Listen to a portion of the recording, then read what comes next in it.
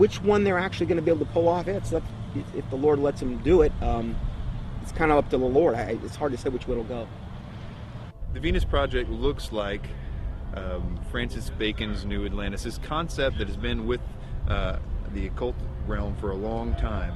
Whether they call it the New Atlantis or whether they call it some coming utopia or some Platonic version of the New Age, the New World Order, a lot of people, those terms were viewed in a completely different context that I think a lot of us in the truth movement see the New World Order. It's a totally different thing that they're hoping will happen.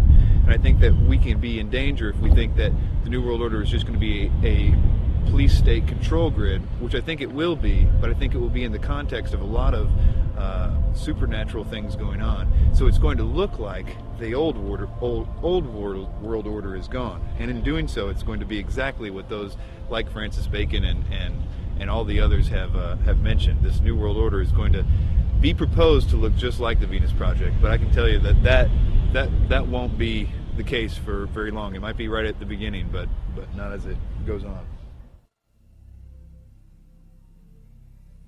According to the New Agers, Theosophists, as well as many elitists and Freemasons, there exists a group of highly evolved men and women called the Masters of Wisdom. These powerful groups claim that Buddha, Krishna, Muhammad, and Jesus were all masters of wisdom, and that a being named Maitreya is the leader of these beings, who in turn is subject to the true leader, Sanat Kumara. New Age Theosophist Dane Rudhar concedes that the leader of the Masters, Sanat Kumara, is in fact Satan, according to the esotericists. Quote, Satan is an anagram for Sanat Kumara, who in the esoteric philosophy of India is the Promethean being who gave mankind the fire of self-conscious and independent individual selfhood, unquote. John Michael Greer in the New Encyclopedia of the Occult notes, quote, Satan has a possible echo in theosophic lore, where the Lord of the world, the spiritual ruler of the earth, and the head of the Great White Lodge is Sanat Kumara, a lord of the flame who descended to earth from Venus in a fiery chariot some 6 million years ago, unquote. Helena Blavatsky taught her students that it is actually Satan who is God, the Messiah, and that Jehovah is the evil one. She stated, quote, It is but natural, even from the dead letter standpoint, to view Satan, the serpent of Genesis, as the real creator and benefactor, the father of spiritual mankind. For it is he who was the harborer of light, bright radiant Lucifer, who opened the eyes of the automation created by Jehovah, as alleged, and he who was the first to whisper, In the day ye eat thereof, ye shall be as Elohim, knowing good and evil, can only be regarded in the light of a savior, an adversary to Jehovah, the personating spirit. He still remains in esoteric truth, the ever-loving messenger, the angel, the seraphim and cherubim, who both knew well and loved still more, and who conferred on us spiritual instead of physical immortality. The Theosophist H. Alexander Fusel seeks to deify Satan, quote, Satan, then, was originally a divine being destined to carry light and life to the netherworlds. He stands for the gift of free will and self-conscious mind to man, a power which at once seduces and uplifts man, for with free will comes the power to go astray. Satan is therefore man's teacher, unquote. Once you are willing to give worship to Satan is when you are given a certain kind of power that the deceived, those that are just thinking it's them or thinking that something else, can't have access to. So Freemasonry is a systematic way to get people to that level without actually just coming out and saying it right at first.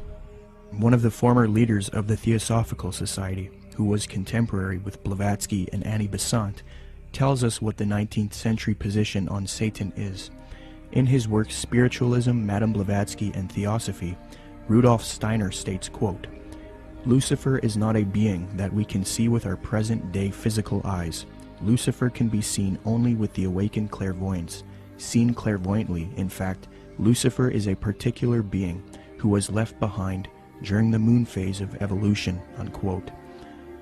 N. Sri Ram, who often gave lectures at the United Nations, a major theosophist, and writer for Lucifer magazine, clarifies, quote, The adversary, or Satan, is no other than Lucifer, the light-bearer, the bright morning star. He is the initiator, awakening the divine faculties of intellect on man. He is the king of the fallen angels, spirits from higher spheres, who descended among primitive mankind of the third race, to develop in man, and endow him with his self-conscious mind, or manus, unquote.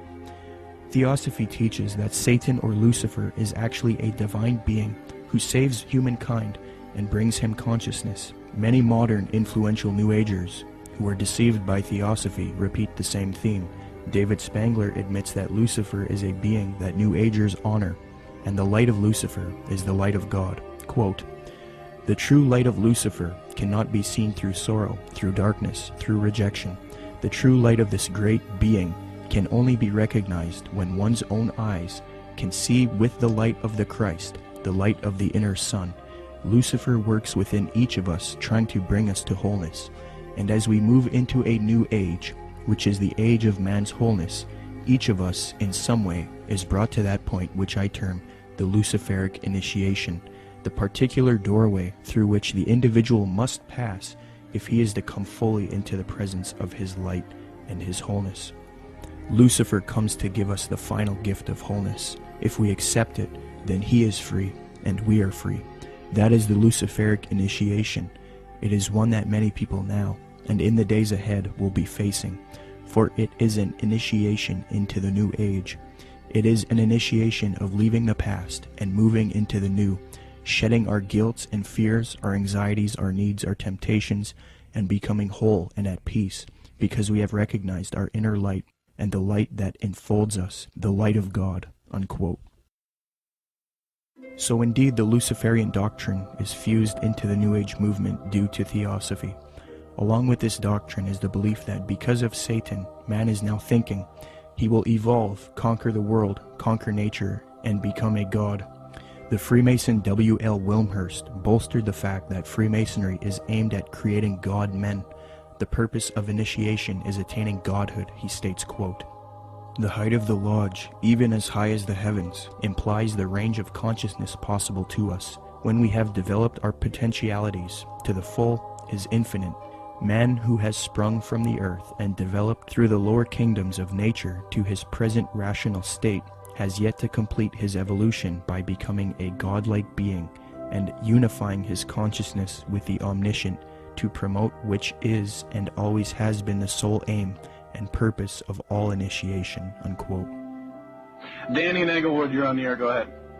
Yeah, you're going to take this the wrong way, Peter J., director of Zeitgeist, but what you just said sounds exactly like Satanism. Not saying that you are satanic. I don't believe in Satanism. If you want to use that word, you know what Satanism that's your own, that's you know your what own idea. Satanism is? Atheists. People who do not believe in a God. People who believe that man is God. That's what that's Satanism correct. is. You are God. Okay, then you are a Satanist. You are God. You are God. You are God.